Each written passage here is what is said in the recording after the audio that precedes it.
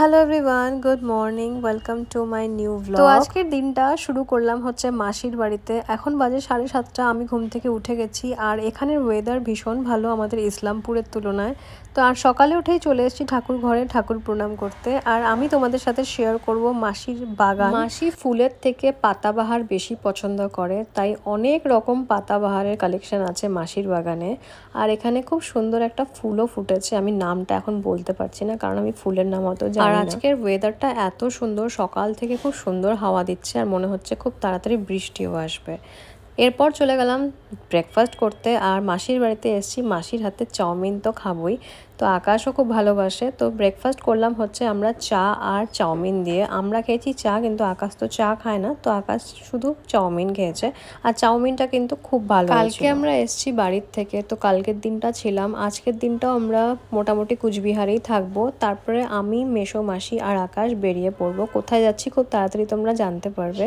দুপুরবেলা আকাশ অর্ডার করলো ডমিনোস থেকে কিছু খাবার, সেটা দুজনে মিলে খেলাম। আর দুপুরে খেয়ে আমাদের এতটাই পেট ভরে গেছিলো যে আমরা লাঞ্চ মাসি মেশো আকাশকে খুব জোর করেছিল, তাই ও একটু ভাত খেয়েছে আর আমি শুধু মাছ খেয়েছি। এরপরেও আমাদের হাতে অনেক সময় ছিল, তাই আমরা চলে এসেছি মেঘার বাড়িতে। তো মেঘা আসার পরে আমাকে দিয়ে দিয়েছে দুধ চা, আর কাপটাও কিন্তু বেশ বড় ছিল আর চাটাও খুব ভালো হয়েছিল। আর আকাশের জন্য অর্ডার করেছিল হচ্ছে লস্যি। যদিও আমাদের দ্বীপের সাথে দেখা হয়নি, তো আমরা মেঘাদের বাড়িতে খুব কম সময়ে ছিলাম, 1 ঘন্টা মতো, কারণ আমাদের আবার বেরোতে হবে। তো তাড়াতাড়ি তাই আমরা বেরিয়ে পড়েছি মেঘার বাড়ির থেকে। মেঘাদের বাড়ির থেকে এসে আমরা আবারও 1 ঘন্টা বাড়িতে একটু কাজ ছিল মেসোমাসির। তারপরে 7:30টার সময় আমরা বেরিয়েছি কুচবিহার। আর বেরোনোর সময় মদনমোহন থেকে প্রণাম করে বেরিয়েছি। মন্দিরে আমরা ঢুকিনি, বাইরের থেকে প্রণাম করেছি, কারণ আমাদের অলরেডি অনেকটা লেট হয়ে গেছিলো। আর তোমরা যে এই গেটটা দেখতে পাচ্ছ, সাদা রঙের গেটটা, এটা হচ্ছে ধুবড়িতে ঢোকার গেট। কিন্তু আমরা ধুবড়ি যাচ্ছি না, আমরা যাচ্ছি হচ্ছে চাপড়ে, মানে আমার মা বাবার ওখানে। আর যাওয়ার সময় রাস্তায় খুব সুন্দর মেলা দেখতে পেরেছি, এটা কালী পুজোর মেলা হচ্ছিল, আর সাথে ঈদেরও মেলা চলছিল আরেকটা জায়গায়, সেটা আর রেকর্ড করতে পারিনি। তো তারপর আমরা চলে এসেছি রাত্রি 10টার সময় টি গার্ডেনে।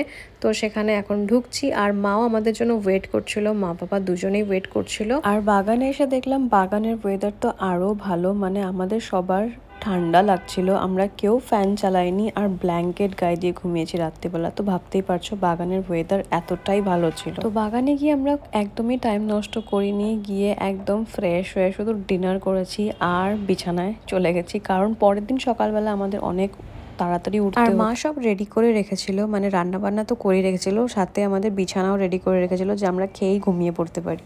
তো আমি এসে একটু মুখটা ধুলাম, আর এসে আর আমি নিজের কিছু বার করিনি, মার ক্রিমই লাগালাম, নাইট ক্রিম একটা লাগিয়ে আমরা খেতে বসলাম। আর আজকে আমি অনেক বছর পরে, আমার মনে পড়ে না আমি এত রাত্রে কোনোদিনও খেয়েছি। আজকে মা অনেক কিছুই রান্না করেছিল, ডাল, চাটনি, কুমড়ো ভাজা, ডিম, সাথে হচ্ছে পনির, আর ছিল হচ্ছে বেগুন ভাজা, আর সাথে ছিল হচ্ছে সজনে, যেটা হচ্ছে রিনা মাইদির বাড়ির সজনে, আর এটা খুব ভালো ছিল, একদম কচি ছিল। তো রাত্রি 11:30টার সময় আমি আর মা লাস্ট ডিনার করলাম, আর আমরা শুয়ে পড়েছি, কারণ আমাদের পরের দিন অনেক সকালবেলা এখান থেকে যেতে হবে, অনেকটাই দূর। তো আজকের ভিডিওটা এখানেই শেষ করছি। আকাশও শুয়ে পড়ছে, এখন আমিও শুয়ে পড়বো। দেখা হচ্ছে খুব তাড়াতাড়ি আবার একটা নতুন ভিডিওর সাথে। সবাই ভালো থেকো, সুস্থ থেকো, টাটা।